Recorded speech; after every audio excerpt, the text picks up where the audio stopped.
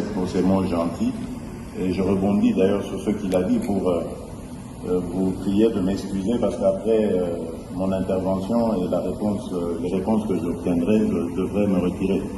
Je suis en retard de plus de 2 heures pour un événement, et même 2 événements que je dois présider. Voilà. Je reviens, permettez-moi, encore sur le monnayage, parce que une de mes représentantes, qui est aussi candidate à la députation nationale, a été plaidée pour quelques-uns de ses électeurs dont la carte a connu des problèmes de défectuosité. Et là, malheureusement, et c'est vraiment scandaleux, des agents de la CENI lui ont exigé de l'argent. Donc, à raison de 10 000 francs congolais par duplicata.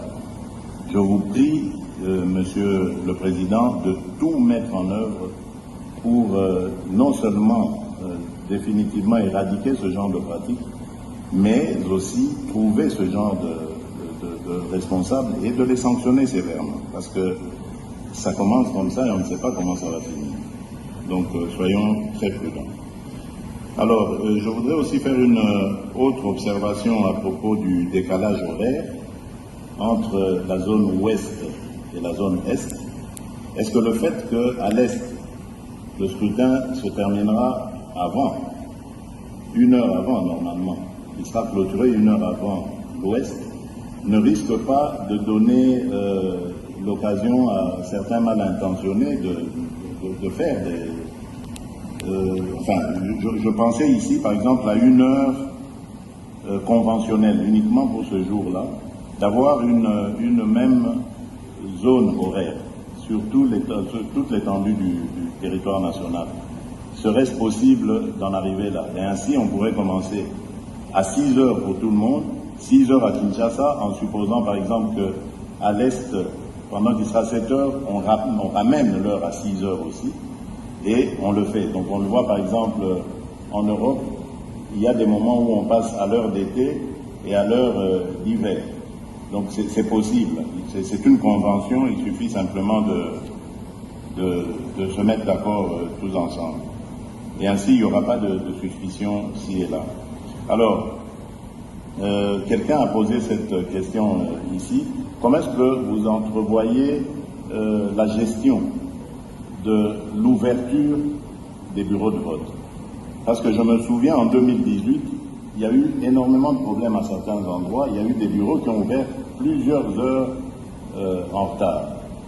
Et surtout, lorsqu'il y a des intempéries, comme la pluie, ça entraîne aussi encore ce genre de retard. Est-ce que vous êtes suffisamment paré à de telles éventualités et est-ce que nous pouvons espérer que tous les bureaux de vote ouvriront à la même heure leurs portes?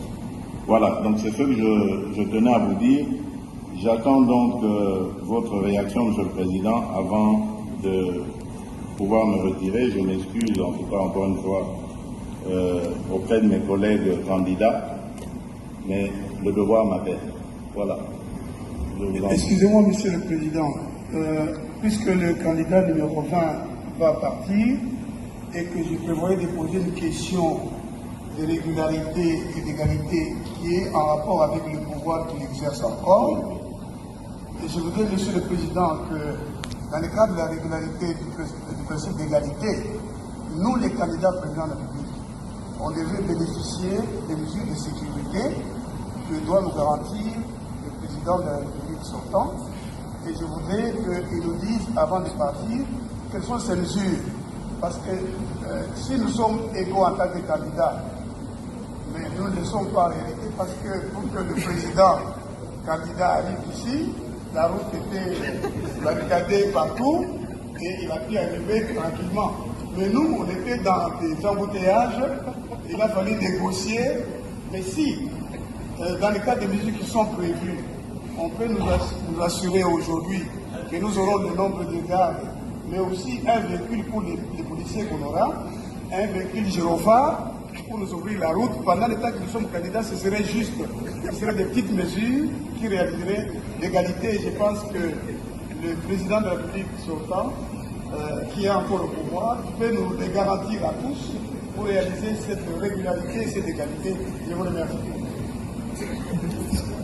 Heureusement, pas moi qui organise cela. Je crois que c'est le ministère de l'Intérieur. Sous vos ordres. Aussi les comportements des gouverneurs dans des provinces qui interdisent le meeting, le réunion. Si les chefs de l'État, les présidents... S'il vous plaît, suivons l'ordre, je vous en prie. Nous demandons à son Excellence, Monsieur le Président de la CENI, de répondre à la question qui a été posée. Et je voudrais vous proposer, avec tout le respect dû à votre rang,